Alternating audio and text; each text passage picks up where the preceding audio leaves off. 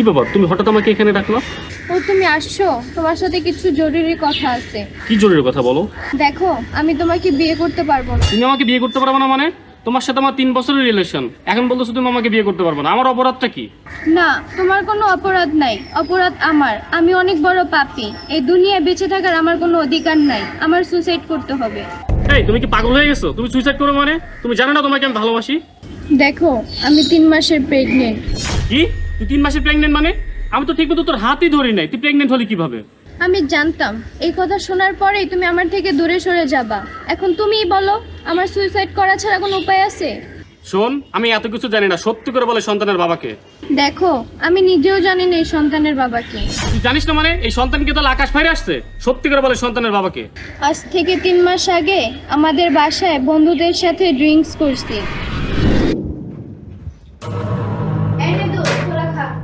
এই একটু মাল খাওয়ানোর জন্য দাঁত দিয়ে আসোস?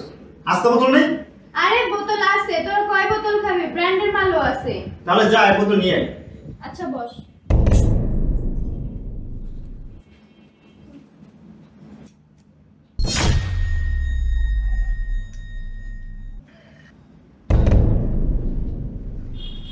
এই নে, ব্র্যান্ডের বোতল নিয়ে আসছি। নে দিশা, নে দোস্ত। চিয়ার্স।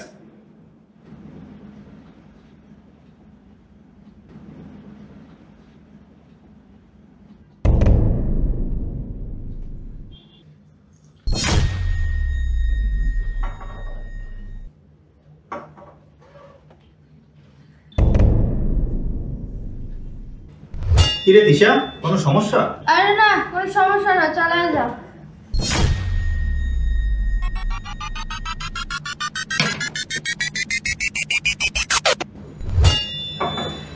দোস্ত, কাম হয়ে গেছে, চল মালটাকে নিয়ে আয়।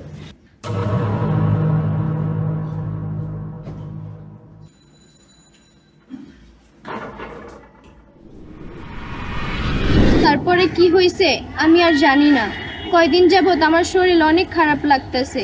তারপর ডক্টরের কাছে গেছি, ডক্টর বলল আমি 3 মাসের প্রেগনেন্ট।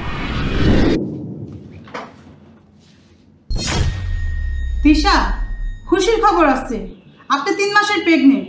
আপনার রিপোর্টও সব ভালো আছে। কি বলেন ম্যাডাম, আমার তো বিয়েই হয় নাই, আমি 3 মাসের প্রেগনেন্ট হলাম কিভাবে? কি বলেন, আপনার বিয়ে হয় নাই অথচ আপনি 3 মাসের প্রেগনেন্ট? তাহলে কি আমার রিপোর্ট ভুল আসছে? ম্যাডাম, আমি একজনকে ভালোবাসি, কিন্তু তার সাথে আমার এরকম কোনো সম্পর্ক হয় নাই যে আমি প্রেগনেন্ট হব। আপনার যদি সন্দেহ থাকে আপনি আরেকটা পরীক্ষা করে দেখতে পারেন। এই নেন আপনার রিপোর্ট।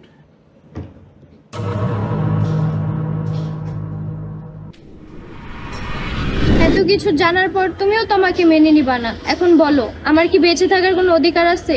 মরে গেলেই সবকিছু সমাধান হয় না, তোমার বেঁচে থাকার অধিকার আছে। আজ থেকে এই সন্তানের বাবা আমি।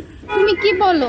আমি যাই না শোনা তোমাকে ঠকাইতে চাই না, তুমি আমাকে ভুলা যাও, আমি আর বাঁচতে চাই না। দাঁড়াও, দেখো যা হওয়ার হয়ে গেছে, আমি তোমাকে ছাড়া বাঁচতে পারবো না। তুমি যে প্রেগনেন্ট এই কথা তুমি কাউকে বলবো না, আমিও কাউকে বলবো না। আজকে আমরা বিয়ে করব, আর এই সন্তান আমার পরিচয় বড় হবে। আমরা আর দ্বিতীয় কোনো সন্তান নিব না। দেখো, আমি ভাবছিলাম এই কথা শোনার পরে তুমি কখনোই আমাকে মাইনা নিবা না। তুমি সত্যিই অনেক ভালো মানুষ।